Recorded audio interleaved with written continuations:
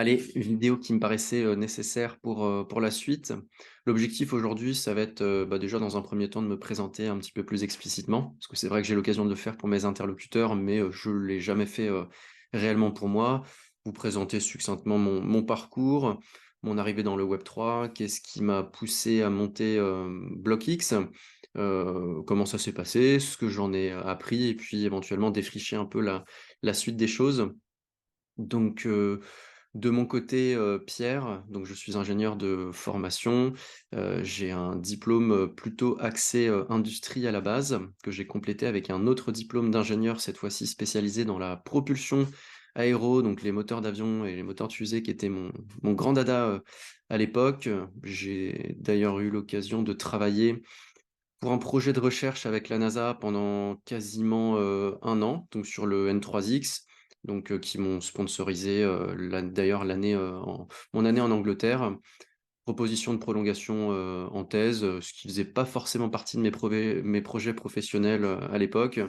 D'ailleurs, je me posais pas mal de questions à la fin de ma formation, donc j'ai décidé de prendre mon sac à dos et de partir, tout seul, en voyage, autour du monde. Donc, ça devait durer, 1 an. Ça a duré finalement, 2 ans et demi, sachant que j'ai fait la dernière année et demie, sans argent ou quasiment, sans argent, en travaillant, dans des associations, de l'humanitaire, dans des écoles, des hôtels, bars, fermes, figurant dans un film. Et puis donc, Amérique du Sud, Afrique, Asie. Allez, pour une petite anecdote, c'est quand sur la fin, en rentrant de Bangkok vers, Istanbul, donc à l'entrée de l'Europe, de l'Est, je suis rentré dans mon petit patelin, de Bretagne, donc, à l'Europe, de l'Ouest. Et donc j'ai traversé l'ensemble de l'Europe, en stop, parce que j'avais plus d'argent. Et je devais manger et dormir, chez l'habitant, ce qui était, très rigolo, voilà, très rigolo à l'époque. Bon, il y a pas mal d'anecdotes, mais c'est pas l'objectif, dans cette vidéo-là. Avec plaisir pour ceux qui veulent autour d'une bière. Donc chapitre de vie qui m'a quand même pas mal, qui a été assez enrichissant et évidemment, à sa façon. En rentrant donc, bon, besoin de stabilité. J'ai travaillé pendant quasiment, 2 ans et demi, 3 ans chez Safran Aircraft Engines, donc les moteurs d'avion, les turboréacteurs, où je faisais de la négociation, d'achat. Et puis le Web3 est arrivé pour moi, par l'investissement, donc d'abord bitcoin, Ethereum, fin début 2019, début 2020. Je me suis vraiment intéressé à la techno, sous-jacente de la blockchain, courant 2020. Et j'ai été rapidement, époustouflé par ce que cette technologie était capable de faire, aujourd'hui, mais surtout vraiment le potentiel qu'elle avait pour disrupter la manière dont on allait interagir, stocker, transmettre de l'information et surtout cette fois-ci de la valeur sur les différents pans, de l'économie pour la suite et pour le futur.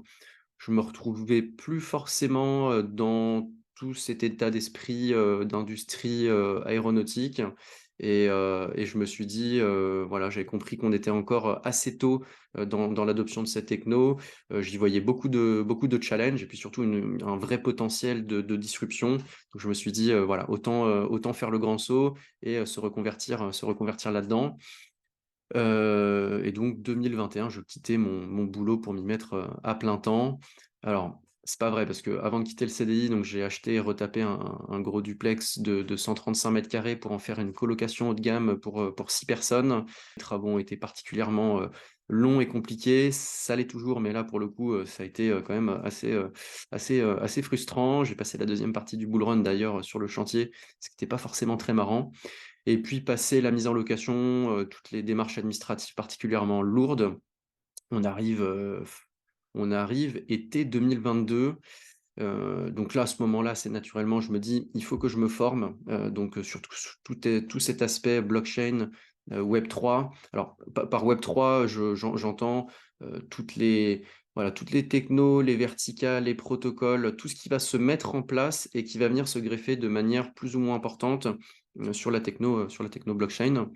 Donc, formation sur la théorie, et rapidement je me suis dit: il faut que j'aille voir ce qui se passe sur le terrain. Il faut que je comprenne les enjeux du terrain si je veux faire quelque chose par la suite, je peux pas rester simplement sur l'aspect théorique. Il faut que je comprenne où est-ce qu'on en est aujourd'hui dans cette fameuse, adoption, que ça soit pour les particuliers ou pour les entreprises et donc assez naturellement, je me suis dit: «Il faut que j'aille discuter avec ceux qui font au quotidien». Parce que pour moi, il y a pas meilleur professeur que quelqu'un qui va travailler sur ces problématiques-là au quotidien. Donc si on veut comprendre, par exemple, les problématiques de cybersécurité, d'audit de code, dans le web 3, je me suis dit: autant aller discuter avec le CEO ou, voilà, une personne qui va travailler, dans une boîte qui va faire ça au quotidien pour comprendre vraiment, voilà, les enjeux, les batteries de tests, qu'est-ce qui se met en place, ce pourquoi les clients viennent, qu'est-ce qui les voilà, les points d'intention, les pain points.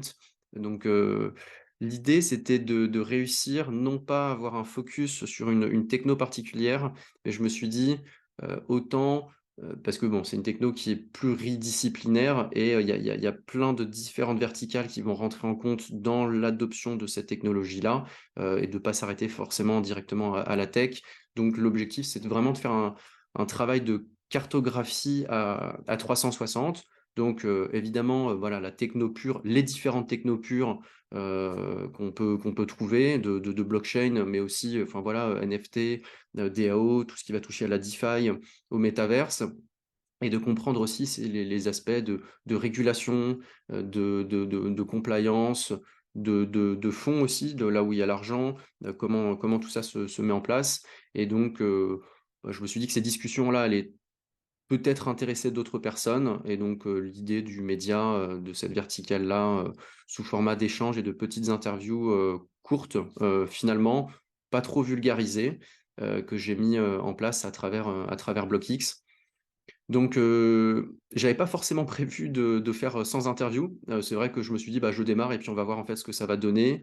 Ça m'a très rapidement plu. J'ai tout de suite vu aussi que c'était un véritable catalyseur, d'apprentissage. Pour moi, de manière assez rapide, quand même. Parce que du coup, voilà, en termes de bilan, ça fait 100 interviews sur 6 mois. Ça a été effectivement intense. Bon, alors moi, j'ai pris mon pied, ça a été très chouette. L'objectif, c'était vraiment d'apprendre plus qu'autre chose. Donc, voilà, je le dis, je l'ai fait, entièrement, je l'ai fait entièrement gratuitement. Je me suis pas fait payer pour faire, les interviews. Alors ça m'a ramené des clients, par la suite, je vais en parler et puis éventuellement deux trois projets qui sont venus se greffer. Mais l'objectif, c'était vraiment plus de l'apprentissage qu'autre chose. Et puis, effectivement, ça m'a fait confirmer qu'il y a encore, enfin qu'il y a encore, il y a un énorme décalage entre cet aspect, théorique qu'on peut lire dans les livres et la réalité terrain, qui est vraiment important de prendre conscience pour la mise en place de solutions concrètes au quotidien pour les startups ou d'autres projets, quoi. Parce que, c'est vrai qu'à travers ces interviews, moi, l'objectif, c'était de comprendre, forcément, les enjeux sur chacune des verticales. Où est-ce qu'on en était, aujourd'hui? Qu'est-ce qui bloquait?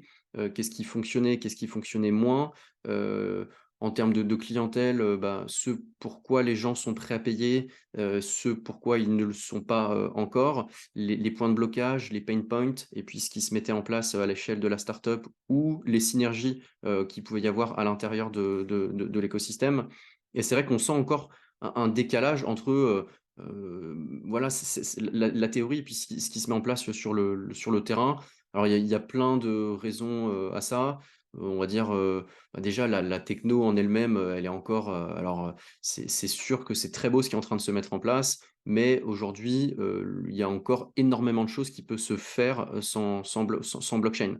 La pertinence de la blockchain, alors on sent qu'elle arrive, mais la maturité technologique est pas encore, suffisamment avancée. Donc c'est-à-dire soit les coûts sont encore, trop importants, soit on peut faire de manière plus simple avec une autre techno qui a pas vocation d'être transparente, décentralisée, ou autre. Ou alors on sent qu'il y a pas de robustesse technologique, assez importante parce que, on vient, rajouter à chaque fois souvent des couches de complexité ou des surcouches qui font que, bah, le manque de recul, fragilise aussi la structure et on peut voir, par exemple, dans la DeFi, malheureusement, bah, encore des hacks de protocoles qui se font de manière assez récurrente et ça, c'est pas rien parce que, bon, bah, stocker, de l'information, type, voilà, des photos ou autres, quand on les perd, c'est embêtant, mais c'est pas non plus un très gros problème. Par contre, dès qu'on vient cette fois-ci stocker de la vraie valeur, donc en l'occurrence de la valeur parfois monétaire, financière ou autre, hein, des cas des hacks, ça devient tout de suite beaucoup plus problématique. Il y a tout ce qui touche aussi, voilà, à la régulation qui est censée, évidemment protéger les consommateurs et les entreprises, donc à travers un cadre juridique clair, tout en laissant une possibilité, enfin en tout cas une zone de flou qui va permettre aussi, l'innovation pour pas freiner, pour pas mettre des bâtons dans les roues, à ce niveau-là. Donc c'est pas facile parce qu'en plus la techno, évolue relativement vite, donc c'est difficile de réussir, même on voit avec, Mika ou Mika 2 de réussir à cadrer tout à la vitesse à laquelle, avance, la techno.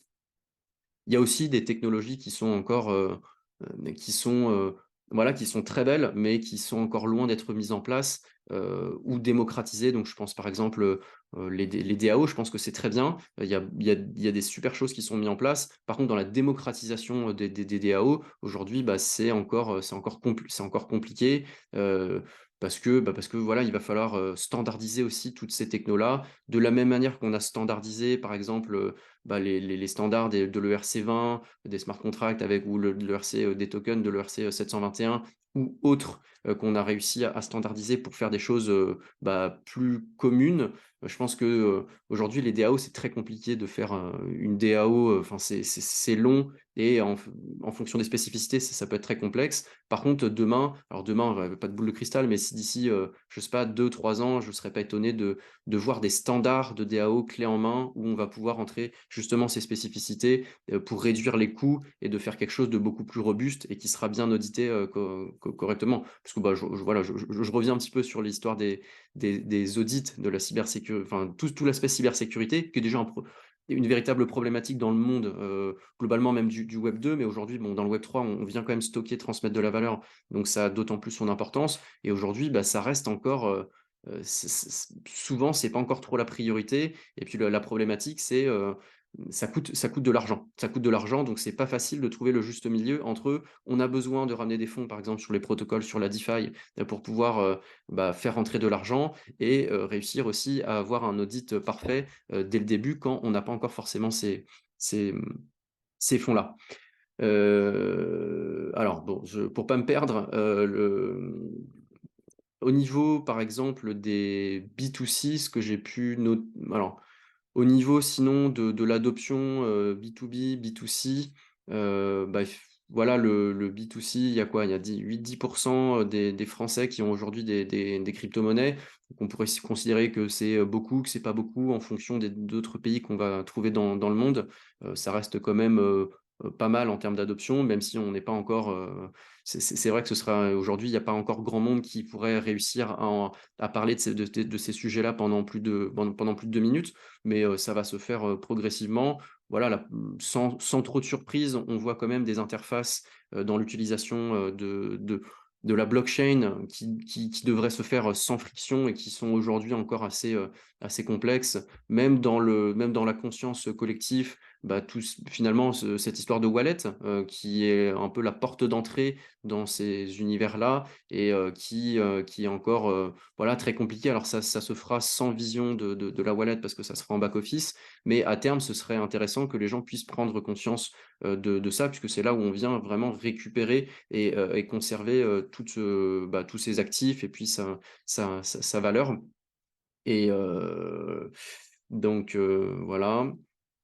Pour, l'aspect B2B, que ça soit petite, moyenne, grosse boîte, bah, c'est vrai qu'il y a un intérêt, enfin je relate évidemment les histoires que j'ai eues à travers d'autres, mais on sent qu'il y a un intérêt, des entreprises sur ces technos-là. Il y a une prise de conscience, du potentiel technologique qui va au-delà de l'aspect, spéculatif, qui a été pendant longtemps quand même un problème parce que ça a été très décrié, voilà, par les médias, par les politiques, ce qui fait qu'on a une barrière psychologique qui vient se mettre en place. Là, on sent qu'il y a une bascule qui se fait. Après, évidemment, dans les grands groupes, tout le monde a pris conscience, dans les gros groupes 440, on sent qu'il y a une vraie prise de conscience sur ces technos-là.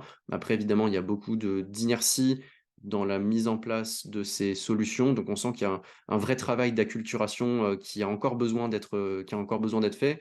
D'ailleurs qui énerve, aussi pas mal des boîtes qui font par exemple du service, qui passent énormément de temps à culturer plus, qu'à vendre, et c'est des questions que j'aime bien poser. Moi, c'est, voilà, à quel moment, où en sont un petit peu ces entreprises-là quant au passage de la caisse, une fois qu'on a présenté, les enjeux et ce que ça peut apporter, voilà, pour ces boîtes-là et in fine, par exemple, pour leurs clients, au moment de passer en caisse. On sent que on sent que c'est encore compliqué, donc c'est très axé sur la formation, sur la culturation, et c'est normal.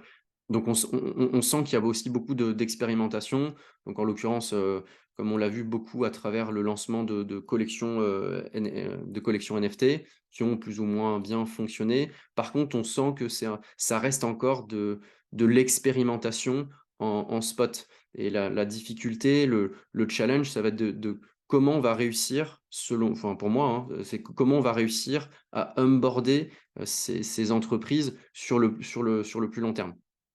Sinon, à l'échelle de l'écosystème, français, il y a une vraie effervescence, dans tout cet aspect, Web3, vraiment quels que soient les secteurs, on sent qu'il y a des initiatives qui se lancent, qui sont plus ou moins avancées. Donc ça, c'est quand même assez fou parce qu'il y a au-delà de l'aspect, spéculatif, il y a quand même beaucoup de choses avec des use cases in fine, qui sont pertinents et qui arrivent. Donc, c'est plutôt intéressant, c'est plutôt intéressant à voir. Alors effectivement, il y a des secteurs qui s'y prêtent plus, que d'autres.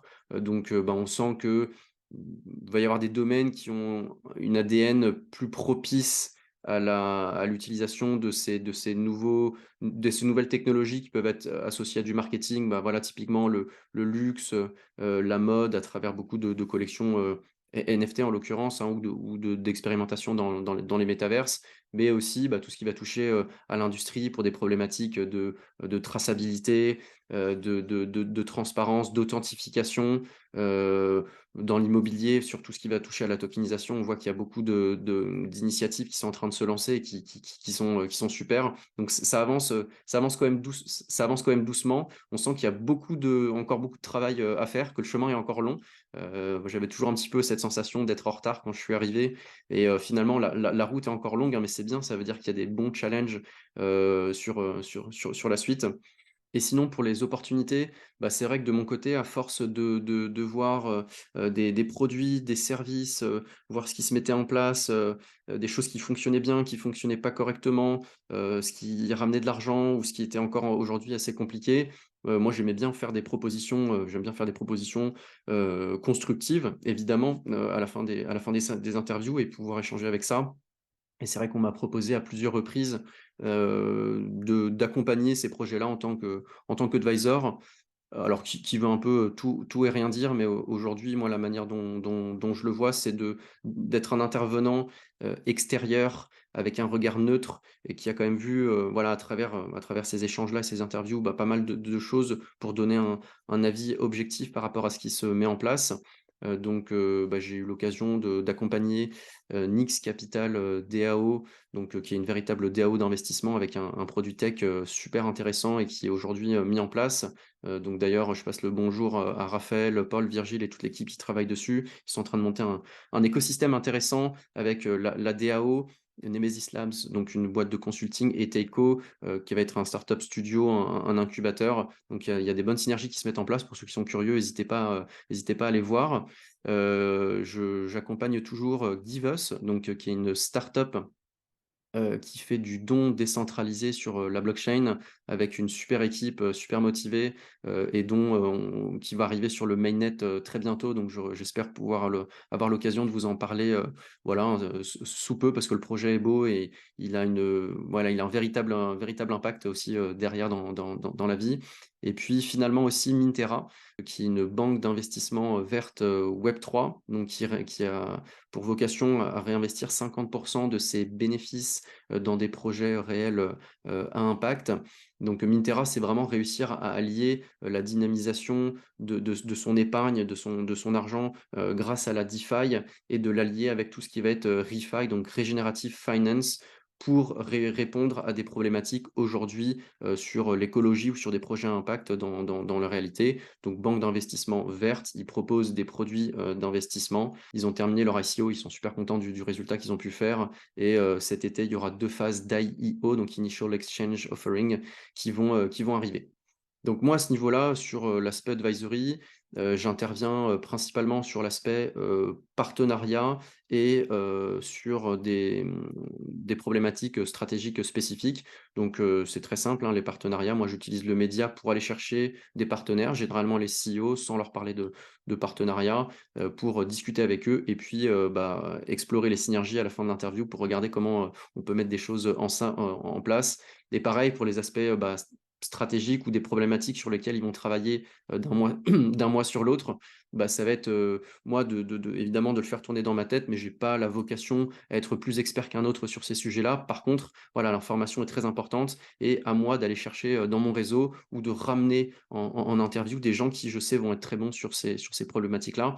Donc, c'est un modèle qui est assez intéressant, qui me permet d'accompagner un peu sur le moyen terme des entreprises, en intervenant, voilà, à hauteur de, entre 2 et 5 jours, par mois, donc ce qui est assez intéressant.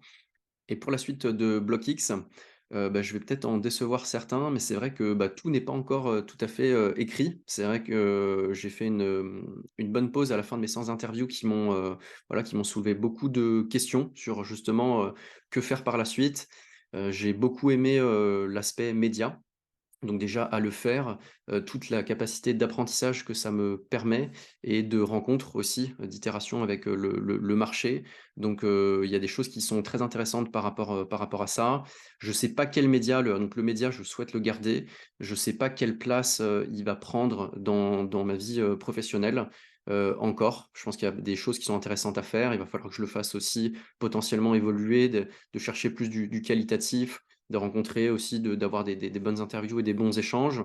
Je me pose la question de passer en anglais, donc chose que je commence aussi à faire, en parallèle, sachant que, me je suis très voilà, dans le regarder, ce dont l'écosystème a besoin, ce qui fonctionne bien, ce qui rapporte de l'argent, ce qui me plaît et ce que je sais faire et de regarder un petit peu là où moi je peux, intervenir.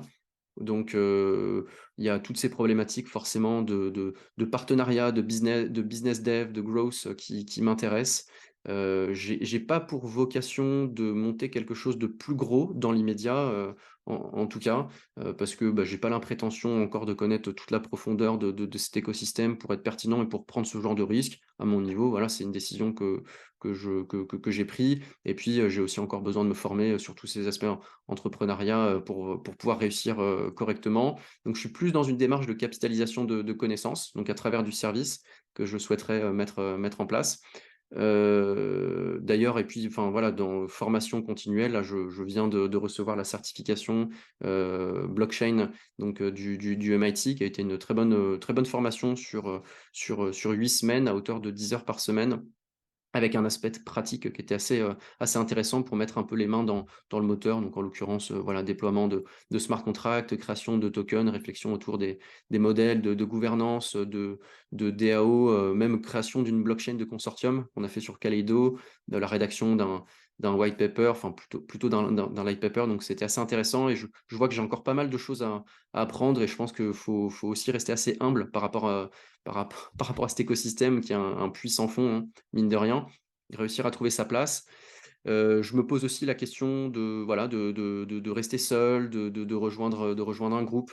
C'est vrai que ça a ses avantages, chacun a ses avantages et ses inconvénients, donc c'est des questions que je me pose encore, auxquelles j'ai pas encore, répondu.